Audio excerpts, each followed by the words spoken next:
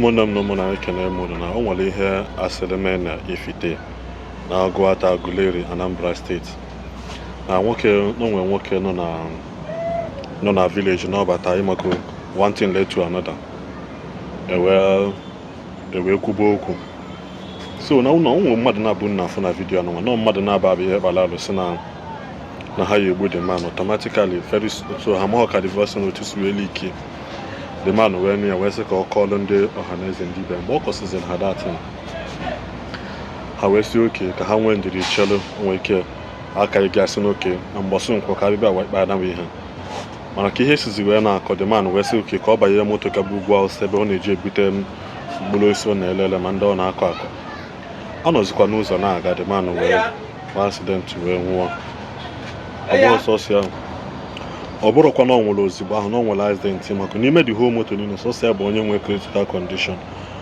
wee dosa ya n'ụlọ ọgwụ mgbe edosazie ya n'owulu ha abalị ịtọ nya bụ nke wee nwa so ndị obodo wee pụtazie mbọsa ya na-ewesị oke na ebe nwoke a menshọn afa na the voice note o tiri ka ndị ahụ si na ha ya egbu ya pụtazie nwa ya si na ọ bụrụ ya mgbu ma ọ bụrụ ahụ nwa bụ biko achọrọ m kwu nne na bụ vidio ka unu ghọtakwa si na ya bụ ihe nkwa ka o si dị ụfọdụ na-asị na ihe a na-eme ndị mmadụ anaghị anọlitezi ụlọ wee na-ajụ biko na-asị onye gburu nwanne ya ọsọsọ gị ya ebere n'ụwa igbuzie nwanne gị ọsọsọ gị ya ebere biko kaba na-arụ na vidiyo na ka unu ghọta ihe anyị na-ekwu mgbasị nketa. This is the reason why some people know they like to go their village. This is the reason. Now, this man will lie here, this dead body, these people where you see that they place their hand on top of his chest, they swear, say no be then tie the man. Because they threaten the man in consent voice note for their WhatsApp group, for village WhatsApp group, say these two people they threaten in life. You know reach 3 days, this man die. You know reach 3 days, this man die. So community say, which kind thing be this? Thank God say this man report for group. And they try to, say normally they go say next market day or maybe next week. We go look into that thing. 3 days interval, according to what they tell me. This man die. This thing they happen for Ifite. Agụata local government, Anambra state. Now waiting. Now this is the reason why some people, even if they broke, they no fit pay house rent for city where they go still remain there. Because if they go home, now this kind of thing they go to face. I'm not trying to discourage people from going back to their villages or me. But this man now wait by na PRO for their community. Him be PRO for their community. So based on saying they do community work, vigilante they catch thief, 2 boys, wait still. So instead of them to expose them, make people come see say the thief, they hide those 2 boys. According to what I hear, they hide those two boys. Unlike the way they do them before. They say their normal way, they go carry them go to village hall. People go come see them say, hey, the thief. So that any of their member, any of the other person that is trying to do that kind of a thing, go there say they go do this kind of thing to him. So he go withdraw. So they come hide these 2 guys. Now you can tell them, say, as the PRO of the community, why you wanna do this kind of thing? No good now. The other people where they don't show their face, say they do this kind of thing, how they go feel when they hear say these people do the same thing and they no show their face. So say they good.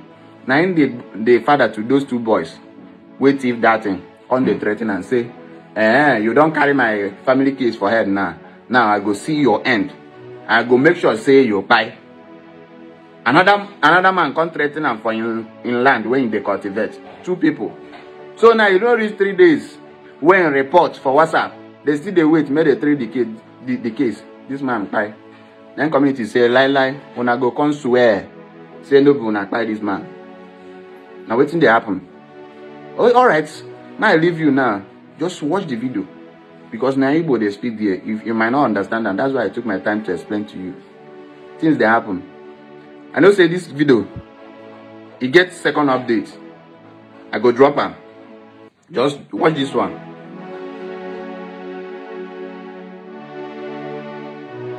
na dida ya ka ime ihe afọ ebe a mụnwa bụ Christopher Okafọ bidoro ozi Chukwu aka wee na-agọrọ onwe m n'onwe mgbe m gbara izu Chukwu ezosi ọ iji adị ndụ gọrọ mkpụrụ ihe anyị na-akọrọ ogbe mgbe m gwara ya nwa izu ana na ị na-asụ ji ata isi gị ana m ekwe nkwa ka n'ụwa mmadụ ka n'ụwa mmụọ ọ bụrụ na ihe a m kwuru bụ asị Chineke na ibe niile ekere eke elu na ala ọnwa anyanwụ na kpakpando bụ agha megide ma dobe n'ọnọdụ Chukwu n'ọgwụ bido kịta ruere mgbe na ahụ ọzọ ka Chukwu nna Chukwu nwa ude egbe na-ata Chukwu nsọ n'ala bụ ezi ọrị ka n'ụwa mmadụ ka n'ụwa mmụọ ka Chukwu nna na Chukwu nwa were Chukwu mmụọ nsọ were ude egbe na-ata gbara m osi ọrị ka n'ụwa mmadụ ka n'ụwa mmụọ easy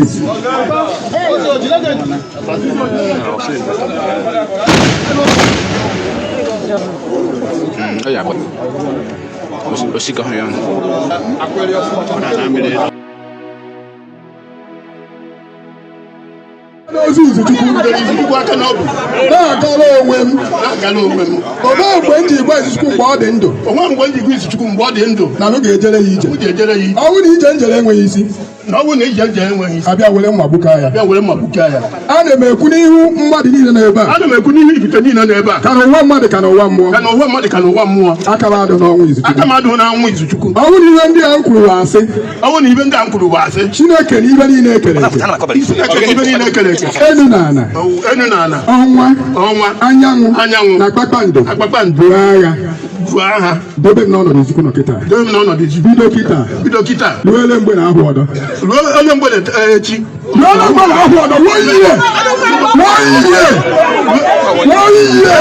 Why ka a na-aṅụ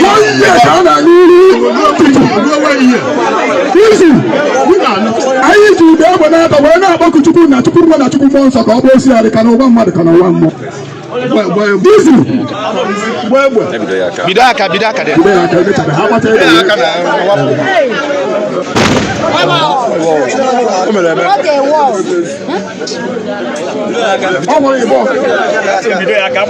three times.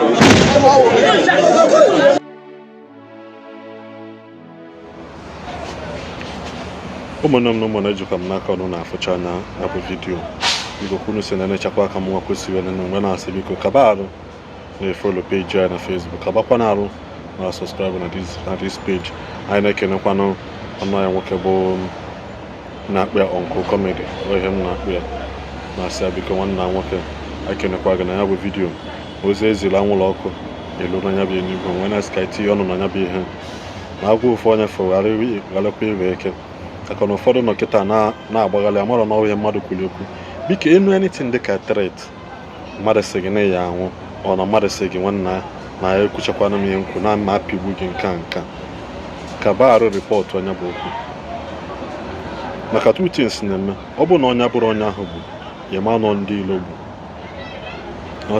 o nwere ike na ndị ilo pụtazi ha nụcha kotokodo atị ka were asị ka ha kwuo okwu ka ha were ya gbufuo onye achọrọ igbufu mana biko nwa mmadụ emegbu na nwa emegbu na nwa mmadụ ekenechakwa m onye bụ na-asị na adịla onye ọbụla na mma biko ka nwere mgbe ọzọ